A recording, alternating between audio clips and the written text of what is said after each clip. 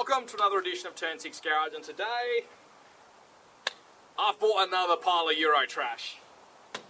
A 1999 Mercedes-Benz C180 Classic, powered by an M111 engine that's the same as my 97 E230.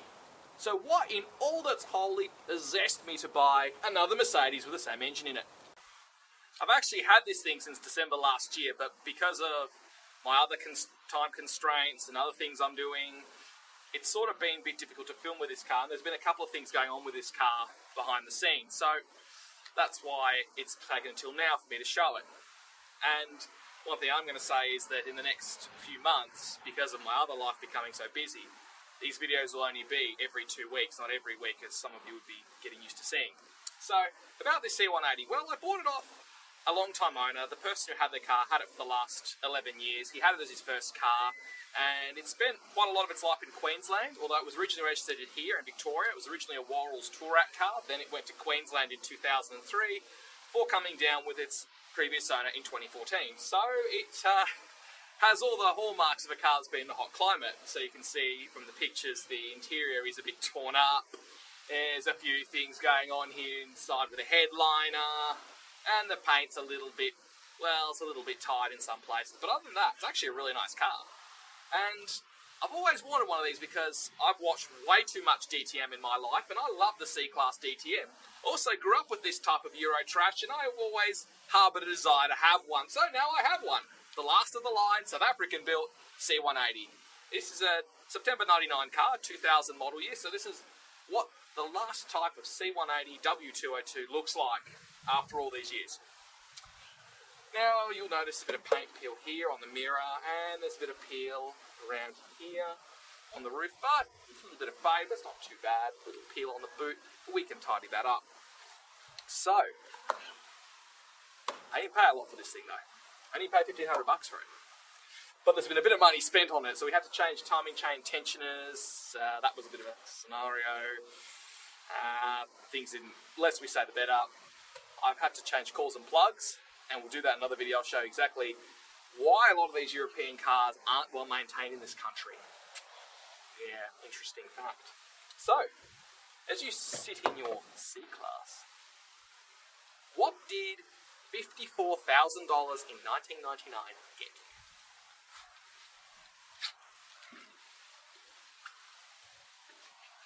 Well, it got you leather, it got you a sunroof, it got you a tape deck, which has been changed out for a CD player, got you air conditioning, got you 4 airbags, it got you ASR, and it got you, some matching leather trim, but not a lot else. You didn't get satellite navigation back then.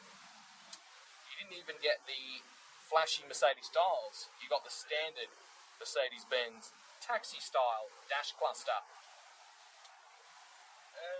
But it's actually worn its miles quite well for its age. It's actually not bad, despite the fact that it's been in this hot, sunny climate and there's been some tears here and there.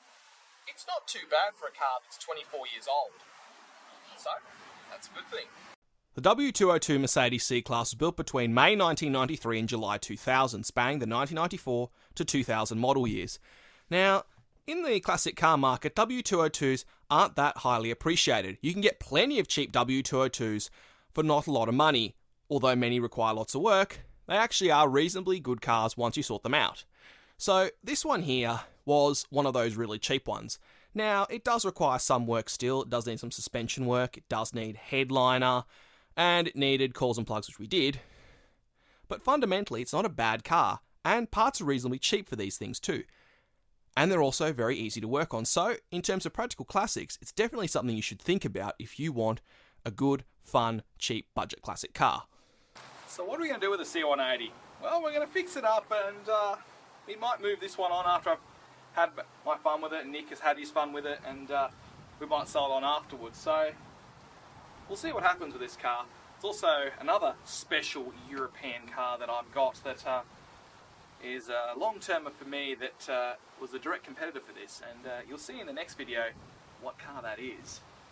And I can say that these cars have brought back a lot of happy memories seeing these on the road when I was young, and I'm actually happy that I get to drive these, I get to own them. It's fantastic.